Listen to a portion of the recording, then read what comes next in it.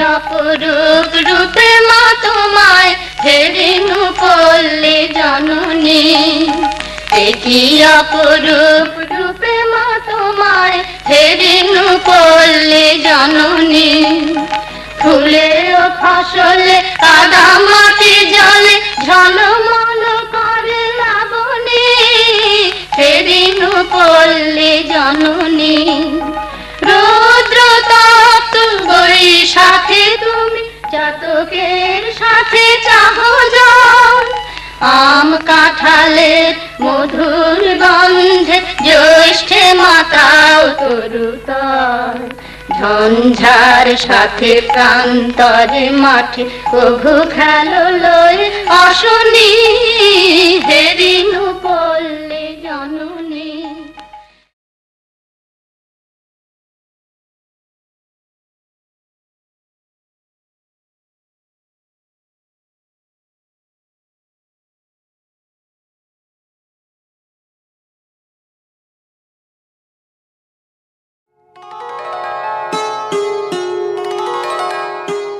এই তো আমার দেশ বাংলাদেশ, সাগর উপচে পড়া রক্তের সবুজ দ্বীপ, আমার মাতৃভূমি, আমার পরিচয়।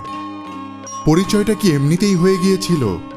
বঙ্গবন্ধুর একটা আঙুলের ইশারায় জেগে উঠেছিল ৭.৫ কোটি মানুষ। কৃষক, শ্রমিক, ছাত্র, জনতা, সব বাঙালি, সব পেশার মানুষ। সংগঠিত হয়েছিল কিছু ব্যতিক্রমী ত্যাগী মানুষের সহযোগিতা, নেতৃত্ব আর অংশগ্রহণে। তাদের অন্যতম মোহাম্মদ নুরুল কাদের খান।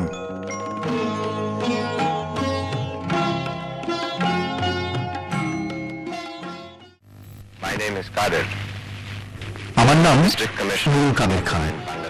মুক্তিযুদ্ধের অন্যতম সংগঠক, মুজিবনগরে বাংলাদেশ সরকারের সচিব, বাংলাদেশে গার্মেন্টস শিল্পের পথিকৃৎ মোহাম্মদ নুরুল কাদের স্মরণে ১৯৯৯ সালে প্রতিষ্ঠিত হয় এম নুরুল কাদের ফাউন্ডেশন। ফাউন্ডেশনের প্রতিষ্ঠাতা রোকেয়া কাদের। প্রতিষ্ঠাতা সদস্যদের অন্যতম মরহুম এম নুরুল ইমান খান, এম নুরুজ্জামান খান, নাসের ওবায়দুল্লাহ, জুনায়েদ খান, এজেড খান।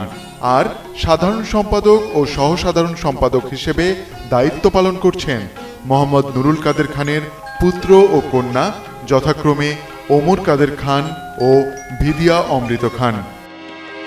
ফাউন্ডেশনের প্রস্তাবক ও নির্বাহী পরিচালনার কাজ করে আসছেন শিশু সাহিত্যিক ও সাংবাদিক মোস্তফা হোসেন। প্রবর্তন করেন এম নুরুল কাদের শিশু সাহিত্য পুরস্কার, শিশু কিশোরদের চিত্রাঙ্কন, আলোকচিত্র, বই পড়া, গল্প লেখা, মুক্তিযুদ্ধের স্মৃতি সংগ্রহ প্রতিযোগিতা।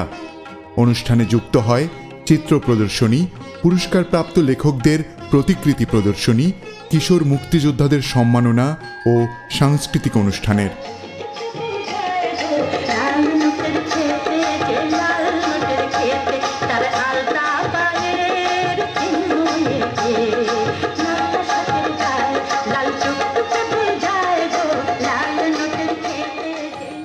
শিশু কিশোরদের উপযোগী গ্রন্থের লেখকদের মধ্যে ২০১৪ সাল পর্যন্ত পুরস্কার পেয়েছেন অর্ধশতাধিক লেখক।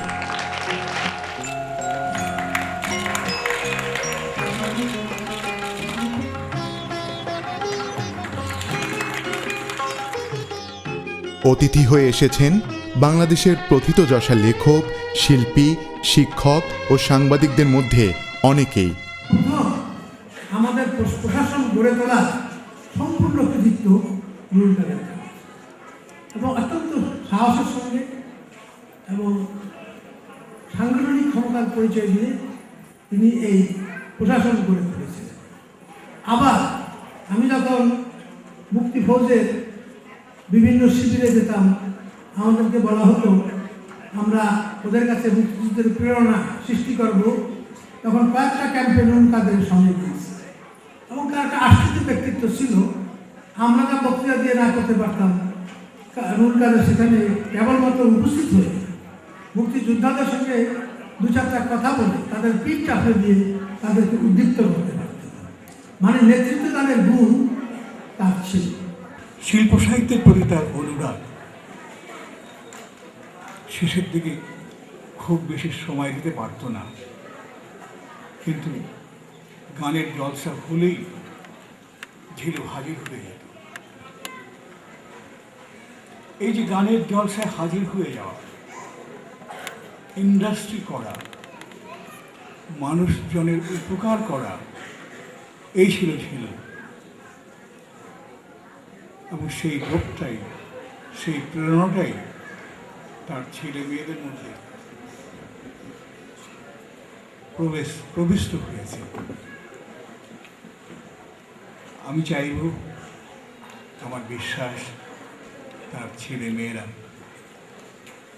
বাবার আদর্শকে বহুদূর পর্যন্ত অগ্রসর করে নিয়ে যাবে। তার মতো একটা যোগ্যতর ব্যক্তিকে আমাদের 9 মাসে মদিনগর সরকার অব্যাহতি পাওয়াতে অত্যন্ত উপকৃত হয়েছে। এই শিশু কিশোরদের মনে স্মৃতি এবং চেতনা জাগরুক করে রাখার একটা বড় পথ তারা অনুসরণ করছেন। মুক্তিযোদ্ধা কিন্তু দুই রকম হয়। একটা মুক্তিযোদ্ধা হচ্ছে আন্ডার কম্পালশন মুক্তিযোদ্ধা, আর একজন মুক্তিযোদ্ধা ওই খান পদবীটি সুস্পষ্টভাবে বর্জন করেছেন। একজন সফল প্রশাসক নুরুল কাদের, একজন সফল শিল্প উদ্যোক্তা নুরুল কাদের এবং একজন সংস্কৃতিসেবী শিল্পানুরাগী নুরুল কাদের। এম নুরুল কাদের ফাউন্ডেশনের একটি কর্মসূচি বই পড়া। মোহাম্মদ নুরুল কাদেরের লেখা ৭১ আমার গ্রন্থ সহ প্রতি বছর মোট 3টি বই পড়ানো হয় বিভিন্ন কলেজ ও স্কুলে। প্রতিযোগিতার ভিত্তিতে পুরস্কৃত করা হয় শিক্ষার্থীদের। কখনো বইয়ের কোনো চরিত্র কিংবা লেখককে হাজির করা হয় শিক্ষার্থীদের সামনে। তারা সরাসরি প্রশ্ন করে পঠিত বিষয়ের ওপর। পরোক্ষ ও প্রত্যক্ষভাবে 16 বছরে 1 লাখেরও বেশি শিক্ষার্থীর কাছে মুক্তিযুদ্ধের কথা, মোহাম্মদ নুরুল কাদেরের কথা পৌঁছাতে সক্ষম হয় এম নুরুল কাদের ফাউন্ডেশন। আমরা রাতেই ঠিক করলাম যে একটা রাবার স্ট্যাম্প বানানো হোক। আপনাদের খেয়াল থাকবে যে আমরা বঙ্গবন্ধু শেখ মুজিবের আদেশে অসহযোগ পালন করছিলাম, কিন্তু সেই রাত্রে সিদ্ধান্ত হলো পাবনা এলাকা যখন স্বাধীন হয়েছে এটা আনুষ্ঠানিকভাবে এটা আমরা উদযাপন করব। তো রাতে অর্ডার দিয়ে একটা রাবার স্ট্যাম্প বানানো হয়েছিল। গোল রাবার স্ট্যাম্প, এটা ছিল বাংলাদেশ সরকার পাবনা। বলেছিলাম ম্যাপের মধ্যে যে ফ্ল্যাগের মধ্যে যে ম্যাপটা আছে সেটাও এটাও স্ট্যাম্প বানানো হলে বললে স্যার এটা বানালে দিন লেগে যাবে, রাত্রের মধ্যে বানাতে পারবে না। কেমন ঠিক আছে, এটা ছাড়াই থাকে। তো পরের দিন সকালে আমরা এই রাবার স্ট্যাম্প এনে সরকারি অফিস খুললাম এই রাবার স্ট্যাম্প দিয়ে। সেখানে অবশ্যই পতাকা উত্তোলন করা হলো। গল্প লেখা প্রতিযোগিতা অনুষ্ঠানটি হয় স্কুলে। বিখ্যাত কোনো লেখক স্কুলে যান, তিনি কোনো গল্প লেখার সূচনা করে দেন, বাকিটা নিজেরা তৈরি করে নেয় শিক্ষার্থীরা। তখন মার্চের শেষে একদিন বাড়ি থেকে পালিয়ে যায় টুঙ্গি পাড়, গোপালগঞ্জের খুলনা থেকে হাঁটতে হাঁটতে।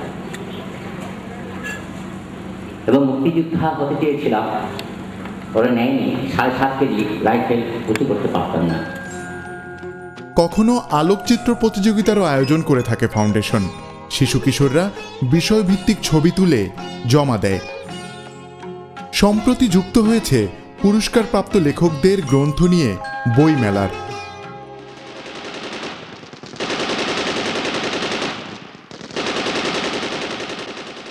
মহান মুক্তিযুদ্ধের সঙ্গে বর্তমান প্রজন্মকে পরিচিত করার লক্ষ্যে আয়োজন করা হয় মুক্তিযুদ্ধের তথ্য সংগ্রহ প্রতিযোগিতার।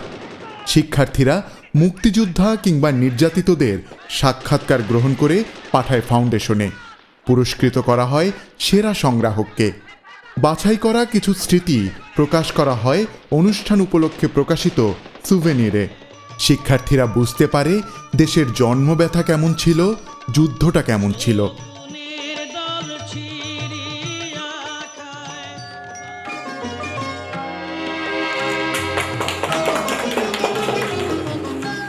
শিশু কিশোরদের আঁকা ছবিগুলো নিয়ে বিশেষ প্রদর্শনীরও আয়োজন হয়েছে।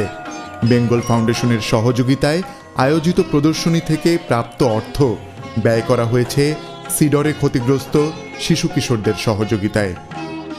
এই মহান স্বাধীনতা দিবসে যখন আমি বেঙ্গল ফাউন্ডেশনকে অনুরোধ করলাম যে আমি এই ধরনের একটা অনুষ্ঠান করতে চাচ্ছি যেখানে বাচ্চাদের ছবিগুলি প্রদর্শিত হওয়ার একটা সুযোগ পাবে, অনেকে দেখতে পারবে।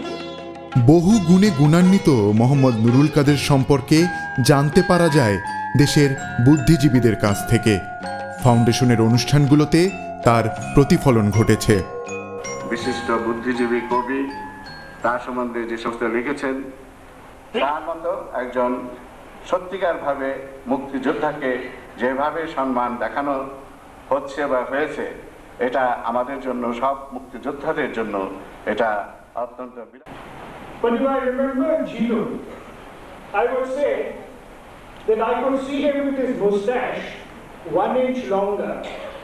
The fact that he left his commission and then went on to become a member of the CSP. He was a man of style, he was a man of imagination, he was a man of creativity. ঝিলু ভাই নুরুল কাদের খান তিনি শিল্পী সাহিত্যিকদের, আলোচকদের বিভিন্নভাবে অনুপ্রেরণা দান করেছিলেন। তিনি ছিলেন স্বপ্নিক, নিজের স্বপ্ন দেখতেন এবং স্বপ্ন দেখতে অনুপ্রাণিত করতেন। খুব ঘনিষ্ঠ বন্ধু ছিলেন এখনকার শিল্পী গোলাম মুস্তফা। গোলাম মুস্তফা এক স্মৃতিচারণমূলক লেখায় বলেছেন যে ঝিলু যদি অভিনয় করতেন তাহলে আমাদের জায়গা হতো না, সম্ভব এতই ভালো অভিনয় করতেন। যার নামে এই ফাউন্ডেশনটি তৈরি হয়েছে, সেই বীর মুক্তিযোদ্ধা মোহাম্মদ নুরুল কাদের আমাদের সেই ঐতিহ্যের সঙ্গে সংলগ্ন করেন, যে ঐতিহ্য ব্যতীত আমাদের অস্তিত্ব অর্থহীন। দেশের পত্রিকাগুলোতে বিশিষ্ট জনেরা নিবন্ধ প্রকাশ করেছেন। সম্প্রতি টেলিভিশন চ্যানেলগুলো তাকে নিয়ে বিভিন্ন অনুষ্ঠানও করছেন। মিস্টার জিন্না বলেছিলেন, আমার মনে আছে স্পষ্ট কথাগুলো, কারণ আমি খুব ডায়াসের খুব কাছে ছিলাম, let me make it clear, let me make it more clear that Urdu and Urdu alone is going to B the state language of Pakistan. তখন তো অনেক নো নো নো নো করে অনেক চিৎকার উঠল। নুরুল কাদের লিখেছে, নুরুল কাদেরও সেই মিটিংয়ে ছিল। সেজন্য আমি বলছি যে তার প্রোগ্রেসিভ যে ছাত্র রাজনীতি, সেখান থেকে জাতীয় রাজনীতির সংস্পর্শে খুব কাছাকাছি ছিল আর কি। আমি 52 সালের মিছিলে কিন্তু তাকে দেখেছি, কার্জন হলের পূব দিকে একটা মিছিল হয়েছিল। সেই সময় আমরা 130 জন সব মিলে উনি আমাদেরকে পাঠিয়ে দিলেন দক্ষিণ কোরিয়াতে। সেখানে ইঞ্জিনিয়ার ছিল 6 জন, ডিপ্লোমা ইঞ্জিনিয়ার্স এবং আর্ট কলেজ থেকে পাশ করা ছিল 17 জন, বাকিরা ছিল ওয়ার্কফোর্স। আমরা 7 মাস দক্ষিণ কোরিয়া পুসানে হাতে কলমে এই গার্মেন্টস শিল্পটাকে শিখলাম। বিভিন্ন ডিপার্টমেন্টে প্যাটার্ন তৈরি থেকে শুরু করে cutting, sewing, finishing, packing, quality control, এমনকি কিছু কিছু মার্কেটিং অবশ্য শিখে নিলাম। একটা বিষয় হলো দেশপ্রেমিক মুক্তিযোদ্ধা নুরুল কাদের, এটা একটা দেখার বিষয়। দ্বিতীয়টা যেটা ওনারা উভয় বলেছেন সেটা হলো যে একজন দক্ষ প্রশাসক নুরুল কাদের আপনি উল্লেখ করেছেন। সে দক্ষ প্রশাসকের স্বাধীনতা উত্তরকালে হয়তো তুলনামূলকভাবে আমরা কম পেয়েছি, কারণ হলো 74 সালের পরে সম্ভবত প্রশাসন ছেড়ে দিয়েছেন, এবং কিন্তু তার হাতে ওই প্রাথমিক পর্যায়ে প্রথম 3-4 বছরে অনেকগুলো নতুন জাতীয় প্রতিষ্ঠান গড়ে উঠেছে যে সময় স্থাপিত হয়েছে। মোহাম্মদ নুরুল কাদের স্বপ্ন দেখতেন সমৃদ্ধ বাংলাদেশের। শুরুটা করে গেছেন নিজেই। প্রায় 40 লাখ মানুষের রুটি রোজির ব্যবস্থা হয়েছে গার্মেন্টস শিল্পের মাধ্যমে। উন্নত বিশ্বের সাথে তাল মিলিয়ে চলার জন্য দেশকে গড়তে হলে যে মুক্তিযুদ্ধের চেতনা ও মোহাম্মদ নুরুল কাদেরের স্বপ্নগুলো বাস্তবায়ন করতে হবে, সেই কারিগরদের মেধা ও মননে সহযোগিতা করার জন্যই কাজ করছে এম নুরুল কাদের ফাউন্ডেশন, যা এগিয়ে নিয়ে যাবে এই দেশের শিশু কিশোররা। তাদের নিয়েই এগিয়ে চলেছে ফাউন্ডেশন। তারাই পারবে উন্নত দেশ গড়তে। আমরা সবাই আশাবাদী।